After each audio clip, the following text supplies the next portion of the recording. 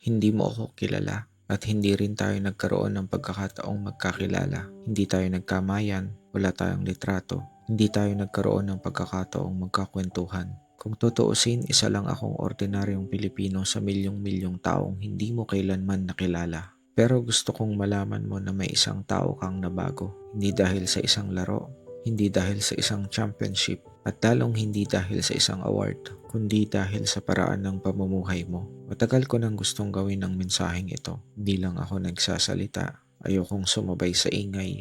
Ayokong gumawa ng video dahil pinag-uusapan ka ng buong internet.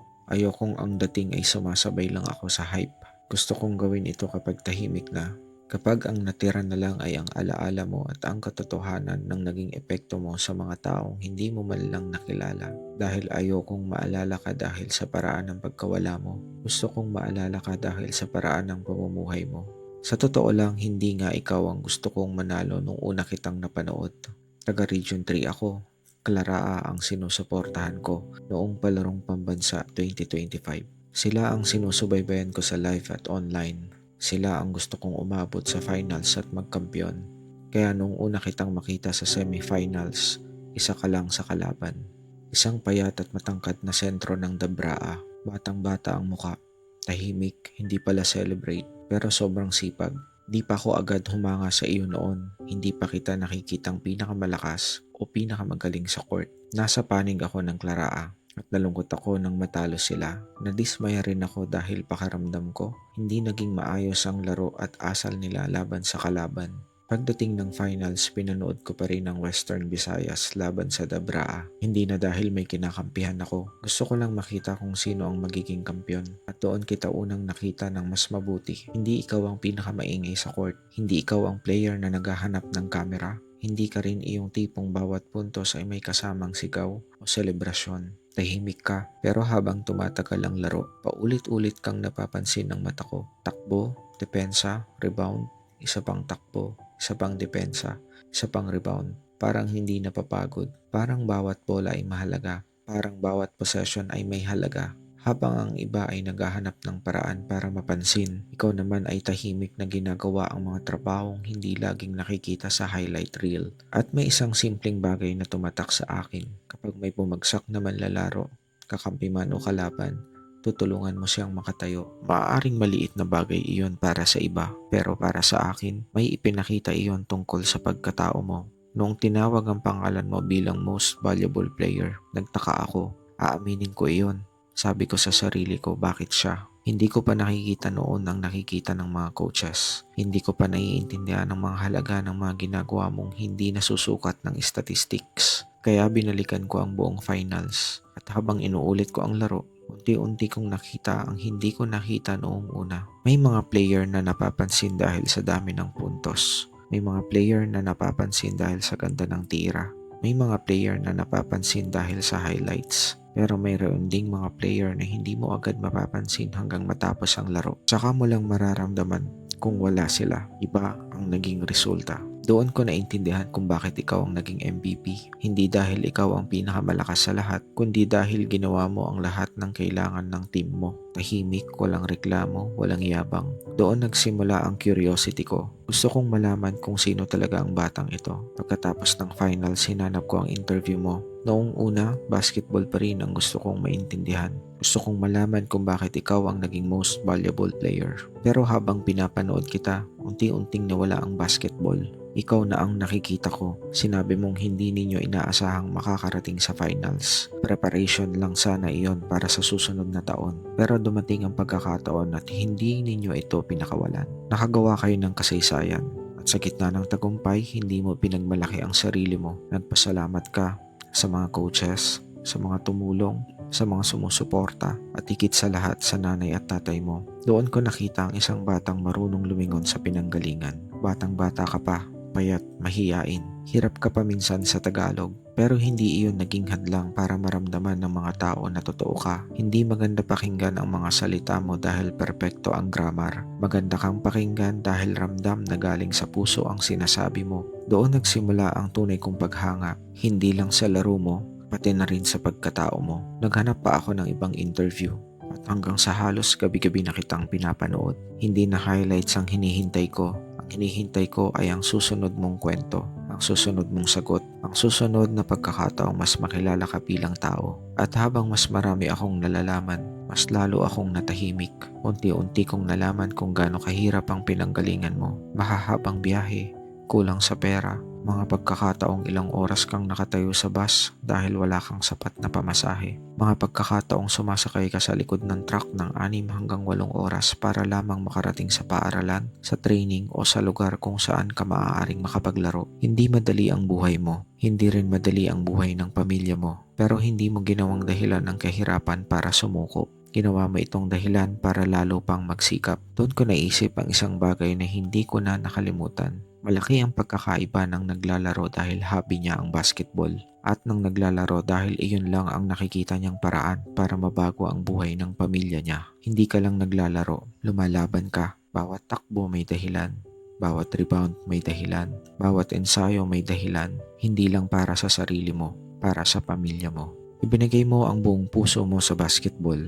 Dugo, pawis, pagod, oras, lakas. Lahat ng mayroon ka. Handa kang makinig sa mga coaches. Handa kang tumanggap ng correction. Handa kang matuto. Handa kang mag-improve.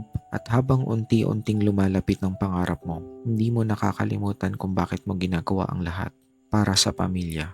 May isang interview ka na hanggang ngayon hindi ko pa rin makalimutan. Bago ka pumunta sa Maynila, kitang-kita ko ang saya at excitement mo. Hindi ka nagpanggap na sanay ka na. Hindi ka nagsalita na parang alam mo na ang mangyayari. Isa ka lang talagang batang masaya dahil may isang oportunidad na dumating sa buhay mo. Sinabi mo na kapag may pangarap ka at dumating ang pagkakataon, kailangan mo itong kunin. Baka iyon na ang huling oportunidad na dumating. Kapag sinabi mong oo, kailangan mong panindigan. Mahirap man, panindigan mo. Pagkatapos sinabi mo ang linyang dadalhin ko habang buhay. I am just a kid with a big dream. Napakasimple ng sentence, pero napakabigat dahil literal na bata ka pa lang. Marami ka pang gustong matutunan, marami ka pang gustong marating. Hindi ka pa professional, hindi ka pa superstar, hindi ka pa milyonaryo. Isa ka lang talagang batang may malaking pangarap. Marahil iyon ang dahilan kung bakit napakalapit mo sa puso ng maraming Pilipino. Dahil marami sa atin, ganoon din ang simula. Hindi nagsimula sa kasikatan, hindi nagsimula sa kayamanan, nagsimula sa pangarap. Habang mas lalo kitang pinapanood, mas lalo kong nakilala ang dahilan kung bakit ka lumalaban. Hindi para sa pangalan mo, hindi para sa kasikatan, hindi para sa social media, kundi para sa pamilya mo. Sa bawat interview mo laging bumabalik ang usapan sa nanay mo at sa tatay mo at sa mga kapatid mo. Parang kahit saan magsimula ang tanong sa pamilya pa rin natatapos ang sagot at doon ako tuluyang humanga. Hindi lang dahil magaling kang maglaro, kundi dahil malino sa iyo kung bakit ka lumalaban. May mukha ang dahilan mo, may pangalan, may pamilya, at doon nagsimulang magbago ang pananaw ko sa sarili kong buhay. Dati akala ko mabigat na ang buhay ko. Pakaramdam ko napakarami ko ng problema. Pakaramdam ko napakahirap ng sitwasyon ko. Pakaramdam ko lang pala, mas marami palang taong mas mabigat ang pasan kaysa sa akin at isa ka roon. Pero sa kabila ng lahat ng iyon, hindi kita nakitang nagalit sa buhay. Hindi kita narinig na sinisi ang kahirapan. Hindi kita narinig na naghanap ng dahilan para sumuko. Sa halip, nagsikap ka, nakinig ka, nagtiyaga ka, at naniwala ka sa pangarap mo. Doon ako tinamaan. Hindi bilang isang basketball fan, kundi bilang asawa, bilang isang ama. Hindi man ako maging most valuable player sa basketball. Gusto kong maging most valuable parent para sa anak ko. Iyon ang isa sa pinakamalaking aral na iniwan mo sa akin. Hindi ko kayang ibigay sa anak ko ang lahat ng gusto niya. Pero kaya kong ibigay ang buong puso ko. Kaya kong magsikap, kaya kong magtiis, kaya kong bumangon araw-araw para sa pamilya ko. Gusto kong maging present. Gusto kong mahalin ng tama ang asawa at anak ko. Gusto kong ibigay ang oras, pag-aaruga at lakas na kaya kong ibigay. At kapag dumating ang panahon na pagod na ako, gusto kong maalala kung paano ka lumaban. Hindi para gayahin ang buhay mo, kundi para alalahanin ang dahilan kung bakit hindi ka sumuko. Pamilya, iyon din ang dahilan ko. Madalas kong tanungin ang sarili ko, bakit ikaw? Sa dami ng magagaling na basketball player sa Pilipinas, bakit ikaw ang hindi ko makalimutan? Marami namang mas maraming puntos, marami namang mas maraming championship, marami namang mas mahabang career, marami namang naging professional, pero bakit ikaw? Ngayon alam ko na ang sagot. Hindi kita hinangaan lang dahil sa basketball. Basketball lang ang naging daan para makilala kita. Pero hindi basketball ang dahilan kung bakit hindi na kita makalimutan. Ang dahilan ay ikaw, ang pagkatao mo, ang kababaang loob mo, ang pagmamahal mo sa pamilya. ang respeto mo sa mga coaches, ang paraan ng pakikitungo mo sa mga tao, at ang katahimikan mo sa gitna ng tagumpay. Unti-unti kong napansin na hindi pala ikaw ang nagbago, ako ang nagbago. Noong una, player ang nakikita ko, karaan isang breadwinner na ang nakikita ko, at bilang isang ama doon ako pinakatinamaan.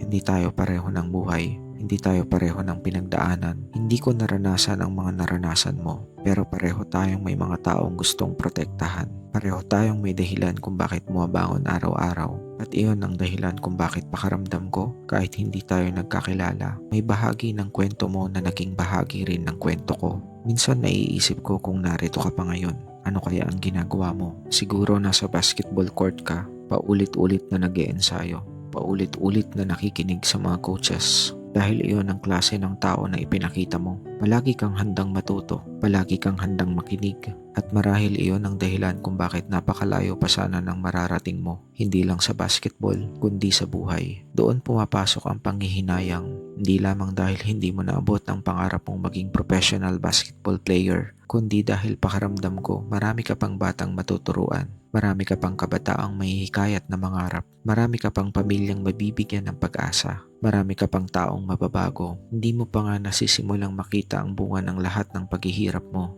Napakaiksi ng panahon, pero napakalalim ng iniwang mong bakas. Sa pamilya mo, hindi ko kayang ilagay ang sarili ko sa sitwasyon ninyo. Isa rin akong magulang at hindi ko kayang isipin ang sakit na mawalan ng anak. Walang salita ang sapat para doon. Pero gusto kong malaman ninyo na may mga taong hindi ninyo kailanman makikilala na patuloy na dala ang mga aral na iniwan ni Rene. Isa ako sa kanila. Hindi niya ako kilala. Hindi ko rin siya personal na nakilala. Pero sa maikling panahong napanood ko ang buhay niya, may nabago siya sa akin. Kaya gusto kong magpasalamat sa inyo. Salamat dahil pinalaki ninyo ang isang batang marunong gumalang, marunong magsikap, marunong mangarap, marunong magmahal, at higit sa lahat marunong manatiling mabuting tao. Kung sino man si Rene sa loob ng bahay ninyo, kung paano ninyo siya pinalaki, yun din ang nakita naming mga taong nasa labas. At sa tingin ko, iyon ang isa sa pinakamagandang pamana na maiiwan ng isang magulang. Hindi medalya, hindi tropeyo, kundi isang anak na kahit sandali lang nabuhay ay nag-iwan ng kabutihan sa napakaraming taong hindi man lang niya nakilala. May isang bagay akong natutunan sa iyo. Hindi mo kailangang makilala ng personal ang isang tao para magkaroon siya ng malaking epekto sa buhay mo. Minsan sapat nang makita mo kung paano siya nabuhay, kung paano siya lumaban, kung paano siya magmahal, kung paano siya nanatiling mabuting tao kahit mahirap ang buhay. At iyon ang ginawa mo sa akin. Hindi mo ako tinuruan kung paano maglaro ng basketball, pero tinuruan mo akong tingnan ulit ang sarili kong buhay. Tinuruan mo akong huwag agad isipin na pinakamabigat na ang dinadala ko. Tinuruan mo akong gamitin kung ano ang meron ako. Tinuruan mo akong pahalagahan ang bawat pagkakataon. Tinuruan mo akong magsikap kahit walang kasiguraduhan ang resulta. At higit sa lahat, tinuruan mo kong mas mahalin ang pamilya ko. Kapag tumanda ako at dumating ang araw na magkaroon ako ng apo, kung tanungin nila ako kung sino ang basketball player na pinakahinangaan ko, hindi ko sisimulan ang kwento sa statistics. Hindi ko sisimulan sa championship. Hindi ko sisimulan sa dami ng puntos o awards. Sisimulan ko sa isang batang payat at matangkad mula sa Mindanao. Isang batang nagsimula ng huli sa basketball. Isang batang maraming tiniis para lamang makapasok sa paaralan at makapaglaro. Isang batang handang bumiyahe ng ilang oras. Isang batang marunong makinig. Isang batang hindi mayabang. Isang batang ang unang iniisip ay ang pamilya niya. At sasabihin ko sa kanila na maraming mahusay na basketball player, pero kakaunti ang mga manlalarong kaya mong hangaan, hindi lamang dahil sa laro nila, kundi dahil sa pagkatao nila. Isa ako roon. Hindi ko sinasabing ikaw ang pinakamagaling sa lahat dahil alam kong maraming mahusay na manlalaro sa Pilipinas. Pero para sa akin, ikaw ang isa sa pinakamahalagang manlalarong nakilala ko dahil hindi lang laro ang iniwan mo. May iniwan kang halimbawa, may iniwan kang alaala, may iniwan kang dahilan para mas magsikap ang mga batang atleta. May iniwan kang dahilan para mas pahalagahan ng mga anak ang kanilang mga magulang, at may iniwan kang dahilan para sa isang tatay na katulad ko na gustong maging mas mabuting mabuting ama. Iyan ang dahilan kung bakit tinatawag kitang the people's MVP. Hindi dahil gusto kong gumawa ng slogan, hindi dahil gusto kong maliitin ng ibang manlalaro, kundi dahil ang halaga mo ay hindi lang nakita sa scoreboard. Nakita iyon sa mga taong naantig mo, sa mga batang naniwala na kaya rin nilang mangarap, sa mga magulang na ipinagmalaki ka, sa mga taong galing sa hirap na nakakita ng sarili sa kwento mo, at sa isang ordinaryong Pilipino na hindi mo nakilala pero habang buhay kang maaalala. Para sa akin, iyon ang tunay na halaga ng isang MVP. Hindi lang kung gaano karami ang naipanalo niya, kundi kung gaano karaming buhay ang nahawakan niya. Hindi lang kung gaano siya kagaling sa loob ng court, kundi kung anong klase siyang tao kapag wala ng laro. Kaya ayokong matapos ang mensaheng ito sa lungkot. Hindi ko gustong ang huling maaalala ng mga tao ay ang pagkawala mo. Gusto kong maalala nila ang ngiti mo, ang kasipagan mo, ang kababaang loob mo, ang pagmamahal mo sa pamilya, ang pananampalataya mo sa pangarap mo, at ang batang nagsabing, I am just a kid with a big dream. Gusto kong manatili iyon, hindi ang sakit, kundi ang alaala. Hindi ang tanong kung ano pa sana ang naabot mo, kundi ang pasasalamat sa lahat ng naipakita mo habang narito ka. Sa mga batang basketball player na makakarinig nito, sana maalala nila na hindi sapat ang talento lang. Kailangan ng sipag, kailangan ng disiplina, kailangan ng pakikinig, at kapag dumating ang tagumpay, kailangan pa ring manatiling nakatapak sa lupa. Sa mga magulang na makakarinig nito, sana yakapin nila ng mas mahigpit ang mga anak nila. Sana suportahan nila ang mga pangarap ng mga batang ipinagkatiwala sa kanila. At sana maalala nila na maaaring hindi pa nakikita ngayon ang bunga ng pagpapalaki nila, pero darating ang araw na makikita iyon ng ibang tao sa paraan ng pakikitungo ng kanilang anak sa mundo. At sa mga ordinaryong Pilipinong katulad ko, sana hindi natin maliitin ang simpleng kabutihan dahil minsan ang simpleng kilos, ang pagtulong sa kalabang bumagsak, ang pagbanggit sa magulang sa oras ng tagumpay, ang pakikinig sa mga coaches, at ang pananatiling humble, yan pala ang mga bagay na hindi nakakalimutan ng tao. Idol, maraming salamat.